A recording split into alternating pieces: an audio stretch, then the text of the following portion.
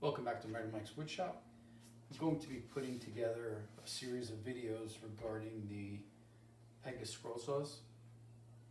Anything that is mentioned is going to be both for the 21 and the 30. The mechanism's pretty much the same as far as linkage, except one has a longer arm than the other. The motor is the same, so the heads are the same, so everything is pretty much just about. Once you get the saw, you open it up, take all the styrofoam out. Then there's going to be an interior cardboard. It's almost like a box, but no bottom. Take that out. You'll have cardboard corners that'll fall in, just throw them out. You'll lift the scroll saw either both hands on the table by lifting, or one hand on the table, one hand on the motor. Lift it straight out. You will have plywood attached to the saw, or the saw attached to the plywood. There might be broken on the plywood. As soon as they tension that down, it cracks the plywood. It's cheap plywood, but so once you have this mounted to your stand bench, it does come with feet in the box. You can mount the feet to the saw. It's a little rubber bottom. If you have the stand and you mount the saw to the stand, what I tell people is mount the feet to the bottom of the stand. It'll give you a little bit more cushion for the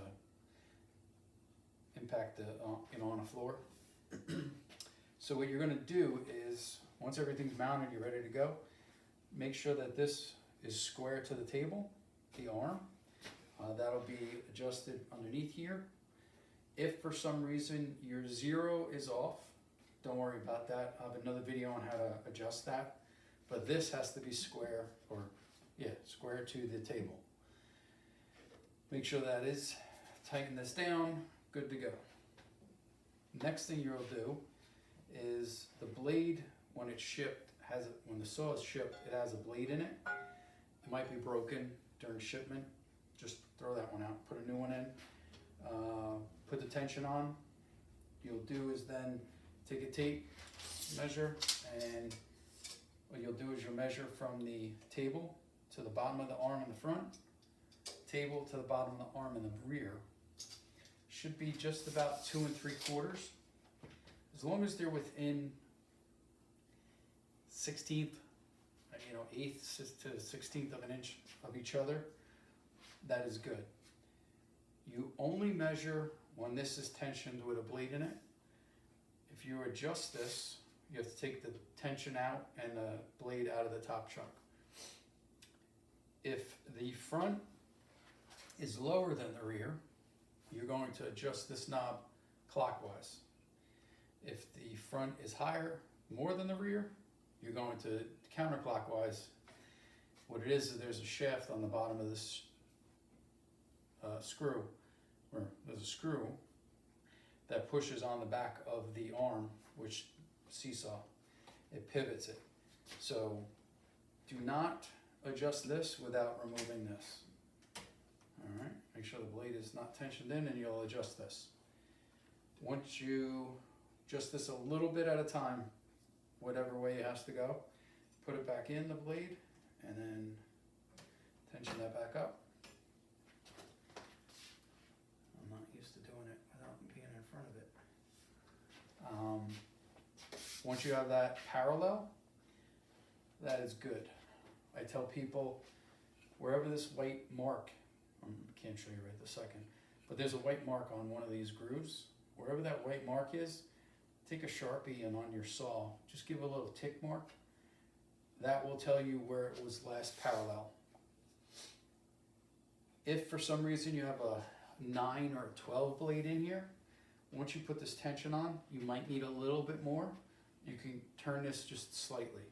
You only have to do like a 1/4 of a turn, if that, at a time. Then you'll get more tension. But if you're using a 5, 7, anything below that, you should not have to adjust this. Over time, people do adjust this, and just to get more tension, never put it back.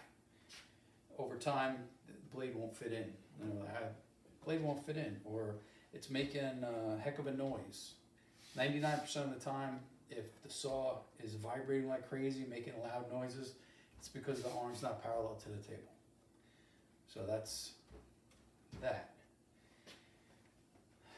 If your blade is not centered in the oblong hole, what you'll do is you'll adjust the table, which is a 5/32 Allen key on the top and a 7/16 nut on the bottom corresponding. Just take the tension off it, and then what you'll do is you'll shimmy the table so that the blade is centered in the hole. You'll tighten all 4 screws back down, and you're good to go. You may have to, if you do a lot of angle cuts, you may have to adjust the table. Between 35 and 40 degrees, you should be okay, not having to move the table.